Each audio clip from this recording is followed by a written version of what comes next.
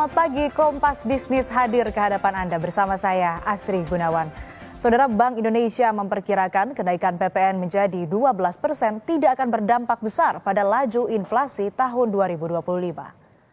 Hal tersebut disampaikan Deputi Gubernur Bank Indonesia Aida Suwandi Budiman dalam konferensi pers di Kompleks Gedung Bank Indonesia Jakarta Pusat Rabu 18 Desember 2024. Kenaikan PPN 12% diperkirakan akan menyumbang inflasi sekitar 0,2%. Menurut Bank Indonesia, angka ini tidak besar karena masih sesuai sasaran. Untuk menjaga inflasi dan pertumbuhan ekonomi, BI akan terus bersinergi dengan pemerintah. Berdasarkan historisnya sekitar 50%-an yang dipastru. Nah, hitungannya ini mengakibatkan sekitar penambahan inflasi 0,2%. Tetapi apakah ini besar? Jawabannya tidak. Karena hasil perhitungan kami dari proyeksinya dia sekitar sedikit di atas dari 2,5 plus minus 1% dari target inflasi kita di 2025. Kenapa itu bisa terjadi? Karena jangan lupa juga ada faktor-faktor lain yang mempengaruhi. Dari Bank Indonesia terus akan melakukan konsistensi antara kebijakan moneter dalam mengarahkan ekspektasi inflasi supaya tetap 2,5 plus minus 1. Dan yang paling penting juga sinergi antara pemerintah dan Bank Indonesia di pusat maupun di daerah sehingga kita bisa menjaga yang kita sebut harga pangan bergejolak PDB. Kalau hitungannya langsung juga nggak terlalu besar, sekitar 0,02 sampai 0,03. Tetapi sekali lagi kita jangan hanya menghitung seperti itu. Kenaikan PPN 12% dipastikan berlaku mulai Januari 2025 dengan insentif bantuan sosial. Bagaimana dasar hitungan fiskal kebijakan ini? Kompas Bisnis bertanya langsung pada Kepala Badan Kebijakan Fiskal Kementerian Keuangan, Febrio Kacaribu. Selamat pagi, Pak Febrio, apa kabar? Selamat pagi, baik. Apa kabarnya? Baik, Pak. Saya ingin berangkat dari isu sehari-hari dulu nih, Pak. Ada kebingungan di masyarakat. Beras premium yang biasa dibeli oleh masyarakat di warung maupun gerai, ini akan kena PPN 12% atau tidak, Pak? Tidak. Jadi beras yang mahal banget yang akan kena. Jadi contohnya beras yang kalau harga biasa kan 10.000, 12.000. Beras premium itu sekitar berapa sekarang? 13.000, 14.000. Tapi kalau beras yang 100.000, misalnya beras Shiratake, itu yang akan kita sasar. Artinya kalau beras dengan kelas-kelas tertentu itu tidak akan kena PPN 12% begitu? Beras yang sangat mahal saja. Oh, beras yang sangat mahal saja. Oke, kita langsung ke pertanyaan teknis. Secara sederhana kan ini publik masih bertanya-tanya tentang PPN yang sifatnya multitarif. Nah, apa landasan hukum multitarif ini, Pak Febrio? PPN kita tidak multitarif. PPN kita menurut undang-undang adalah single tarif. Akan tetapi ada ruang untuk memberikan tarif lain dan itu biasanya bersifat final. Jadi PPN kita tidak multitarif, single tarif. Oke. Bantuan sosial beras 10 kg untuk 2 bulan, kemudian juga diskon tarif listrik 50% selama 2 bulan. Basis dasar hitungan secara fiskalnya ini bagaimana, Pak? Apakah di bulan ketiga ini masyarakat dinilai bisa survive? Dan selanjutnya juga bagaimana dengan kemampuan APBN kita? Kita melihat kesejahteraan masyarakat secara lengkap. Jadi ini bukan hanya secara satu demi satu ya, secara terpisah. Kita melihat bahwa APBN itu selalu kita gunakan untuk belanja, terutama kita arahkan untuk membantu yang miskin dan rentan. Itu pasti selalu jadi prioritas pertama. Makanya kita selalu angka kemiskinannya turun. Terakhir kita di 9,06%. Nah, lalu juga kita usahakan banget untuk APBN kita itu digunakan untuk menciptakan lapangan kerja. Dan itu yang selalu kita lakukan. Bahkan dari 2 tahun terakhir, kita ingat PPN itu dinaikkan pertama kali kan April 2022. Lalu 2023, 2024, lagi-lagi APBN kita gunakan untuk menciptakan lapangan kerja. Kita berhasil menciptakan lapangan kerja 4,7 juta lapangan kerja baru setiap tahun. Nah, ini jauh lebih baik dibandingkan sebelum pandemi. Sebelum pandemi itu di bawah 2,6 juta per tahun kita ciptakan lapangan kerja per tahun. Di samping itu kita juga menciptakan lapangan kerja formal. Itu di 2 tahun terakhir sekitar 3,6 juta per tahun. Ada sektor-sektor yang harus kita perhatikan. Makanya insentif yang kita berikan, yang langsung dirasakan oleh masyarakat, kita desain sedemikian rupa, ada yang langsung ke masyarakat miskin dan rentan, seperti tadi yang bantuan beras dalam 2 bulan. Lalu ada juga dalam bentuk diskon listrik, ini bukan hanya miskin dan rentan, bahkan kelas menengahnya juga dapat, karena ini 81 juta pelanggan yang akan mendapatkan diskon listrik 50% itu. Lalu kita juga melihat bahwa ada sektor-sektor yang masih agak lagging, yang berat, yang challenging. Kalau sektor-sektor lain sudah relatively oke, misalnya tadi saya bilang 4,7 juta tenaga kerja baru tercipta setiap tahun di 2 tahun terakhir. Sektor tekstil dan produk tekstil itu 2 tahun terakhir memang berkurang jumlah orang bekerja di sana. Jadi ini adalah tantangan yang kita hadapi.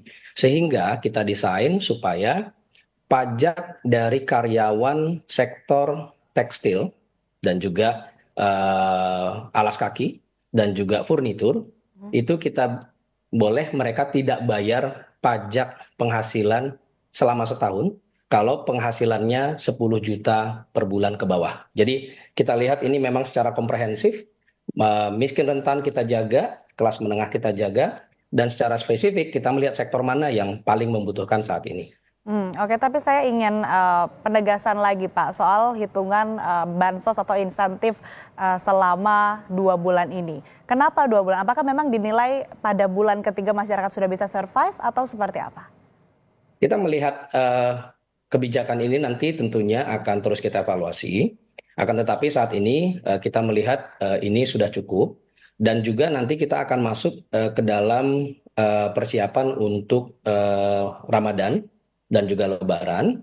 Di sana kita harus memastikan bahwa suplai bahan pangan itu biasanya yang menjadi perhatian kita, dan melihat bahwa suplai kita sekarang cukup baik, harga juga cukup terjaga. Kita melihat bahwa inflasi kita sangat rendah, sekarang berada di 1,6%, dan dalam beberapa bulan terakhir sekitar sejak Maret atau April itu bahan pangan inflasinya itu negatif secara month to month. Ini karena suplainya cukup sehingga masyarakat bisa melihat bahwa harganya malah turun dari bulan ke bulan.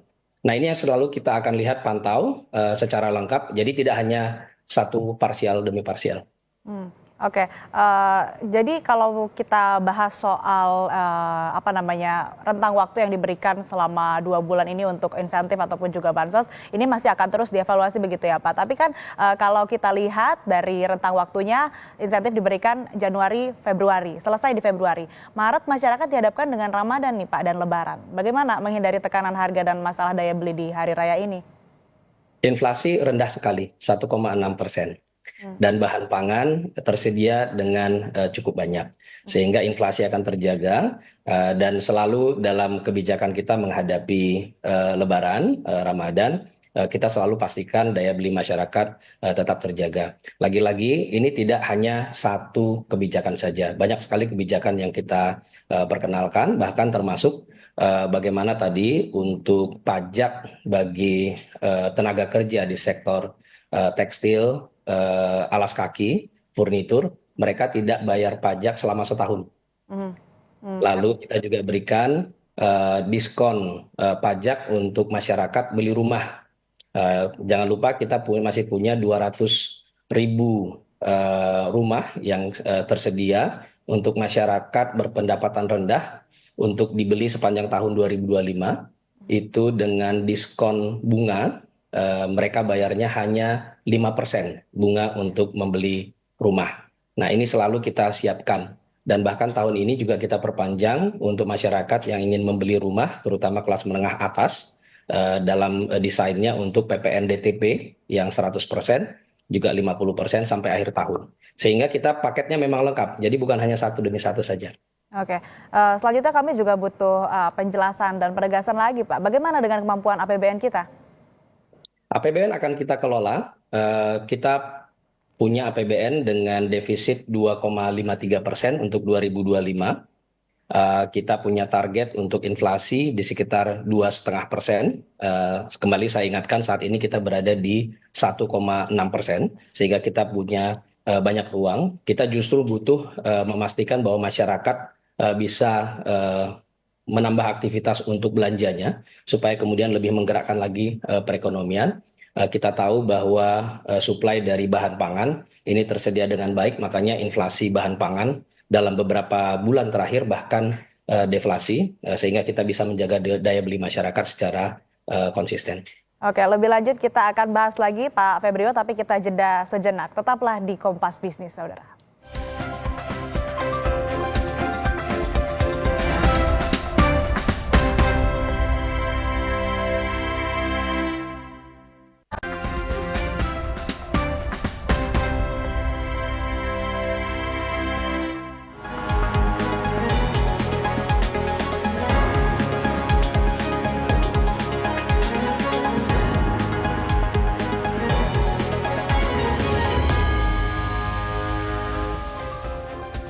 Masih di Kompas Bisnis, Saudara, bersama Kepala Badan Kebijakan Fiskal Kementerian Keuangan, Febrio Kacaribu. Pak Febrio, kita lanjutkan perbincangan yang tadi sempat terpotong, Pak. Ini kan proyeksinya negara akan dapat 75 triliun rupiah dari PPN. Hitungannya bagaimana? Itu memang terkait dengan yang sudah ada sekarang penerimaan PPN relatif cukup dominan untuk penerimaan kita dalam 1 tahun. Itu bisa sekitar di atas 700 triliun setahun, mulai dari PPN dalam negeri dan juga PPN impor. Nah, ini tentunya akan lebih penting saya ceritakan adalah ini akan digunakan untuk pembangunan, dan ini akan digunakan untuk belanja bagi masyarakat, terutama tadi kita lihat ya, kalau kita perhatikan bahwa belanja pemerintah itu selalu tema perlinsosnya tetap sangat kuat, itu tadi terutama untuk miskin dan rentan.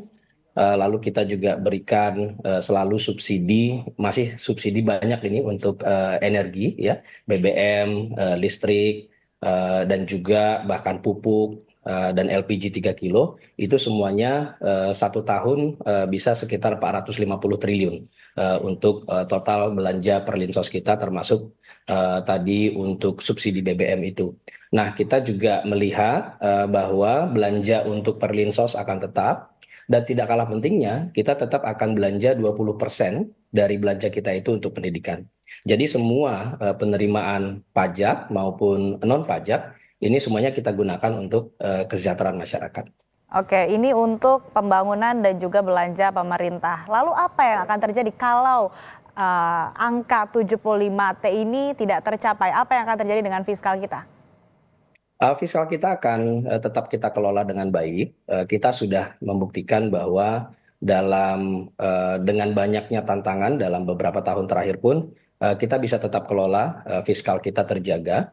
Misalnya kalau kita bandingkan di tahun 2022 ketika harga komoditas sangat tinggi, inflasi sangat tinggi waktu itu, dan kita harus juga menaikkan harga BBM di September 2022. Inflasi waktu itu berada di 5, sekian persen, akan tetapi kemudian tahun 2023, 2024 kita berhasil turunkan ke sekitar 2, sekarang kita berada di 1,6%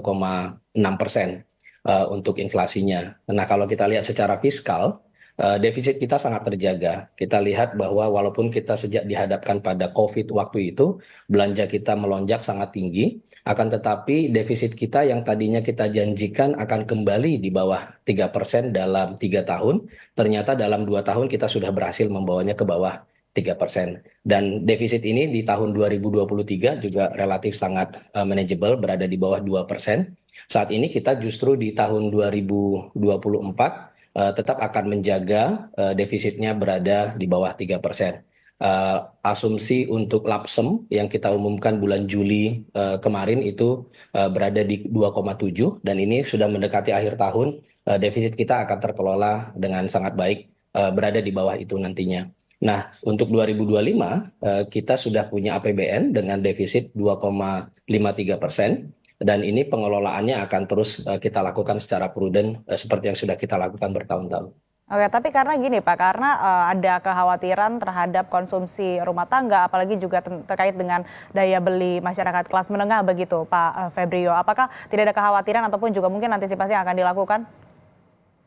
Penerimaan negara relatif cukup terkelola. Tahun ini kita sudah melihat arahnya nanti cukup akan baik gitu ya.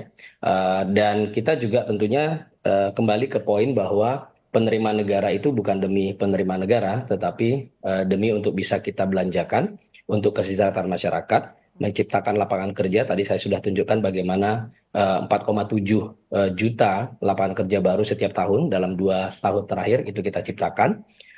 Tentunya inflasi juga harus kita jaga rendah dan angka kemiskinan kita harus pastikan turun.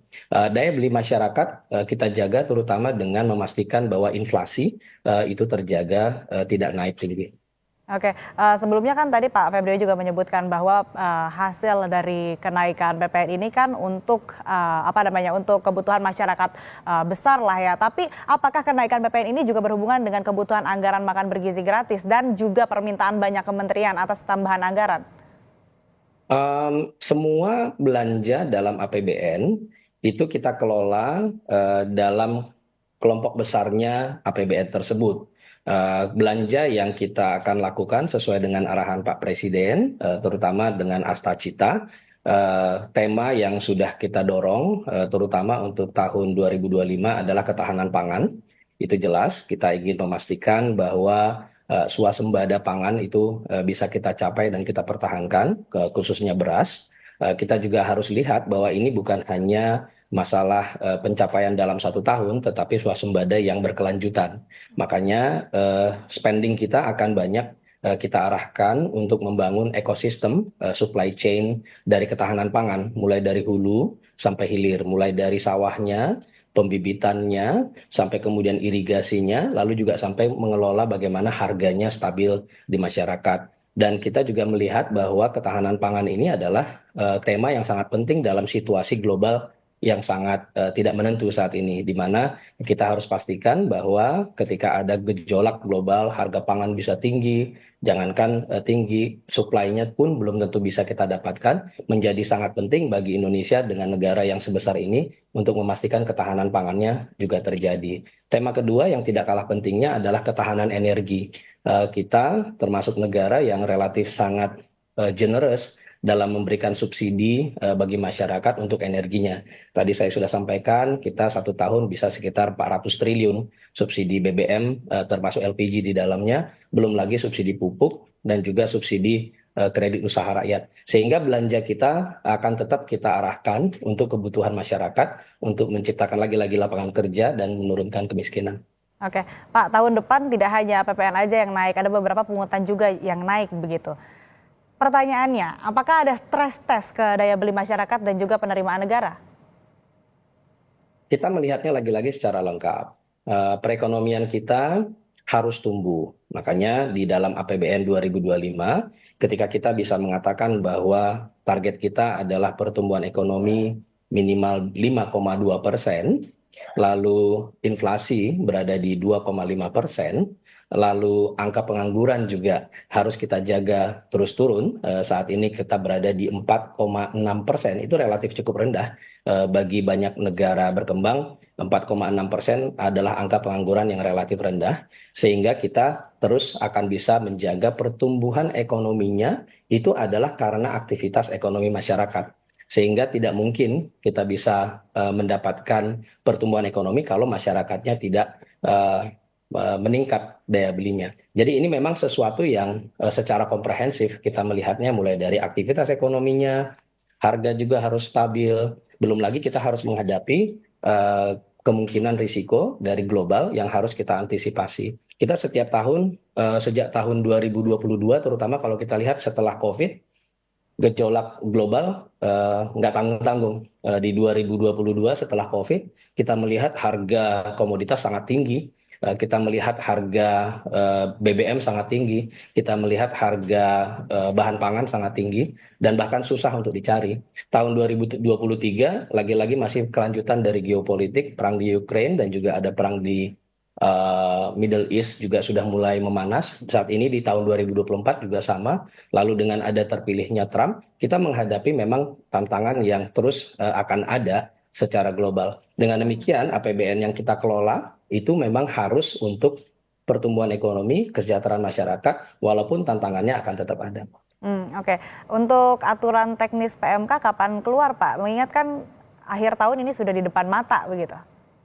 Ya, pemerintah harus kerja keras untuk cepat menyelesaikan peraturan-peraturannya. Segera ini. Kira-kira cukup nggak untuk sosialisasi pelaksanaannya? Cukup. Ada yang mungkin Bapak ingin disampaikan terkait dengan PPN 12% ini, baik itu untuk keyakinan dari masyarakat untuk tetap mungkin mempertahankan konsumsi rumah tangganya? Ya, kita tadi sudah melihat bersama-sama ya bahwa ini adalah paket kebijakan yang lengkap. Tidak hanya kita menaikkan PPN-nya, tetapi juga kita pastikan bahwa penerimaan negara yang kita hasilkan itu adalah untuk kesejahteraan masyarakat. Bahkan dalam jangka pendek, sebelum nanti kita harapkan juga terus di tahun 2025 sampai akhir tahunnya, dalam jangka pendek pun kita langsung siapkan bantalan bagi masyarakat supaya mengurangi shock. Bagaimana kita berikan bantuan beras, bantuan diskon listrik, bahkan juga untuk sektor tekstil tadi, tenaga kerjanya tidak bayar pajak sepanjang 1 tahun untuk yang 10 juta ke bawah. Kita juga sediakan terus rumah murah bagi masyarakat berpendapatan rendah, itu 200.000 FLPP setahun, bayar bunganya cuma 5%. Lalu juga kita sediakan masyarakat kelas menengah untuk bisa beli rumah dengan harga sampai 5 miliar, tapi kita kasih PPN DTP hanya sampai 2 miliar pertamanya, 100% di 1 Januari sampai akhir Juni, lalu setelah itu nanti 50% diskonnya. Ini terus akan menggerakkan perekonomian masyarakat dan juga daya beli akan bisa terus terjaga, sehingga pertumbuhan ekonomi kita juga akan bisa terus berkelanjutan. Oke, jadi pemerintah berjanji ya untuk penerimaan negara termasuk kenaikan PPN menjadi 12% ini untuk kesejahteraan masyarakat. Baik, terima kasih Kepala Badan Kebijakan Fiskal Kementerian Keuangan Febrio Kacaribu. Terima kasih Pak telah bergabung bersama kami di Kompas Bisnis. Sehat selalu.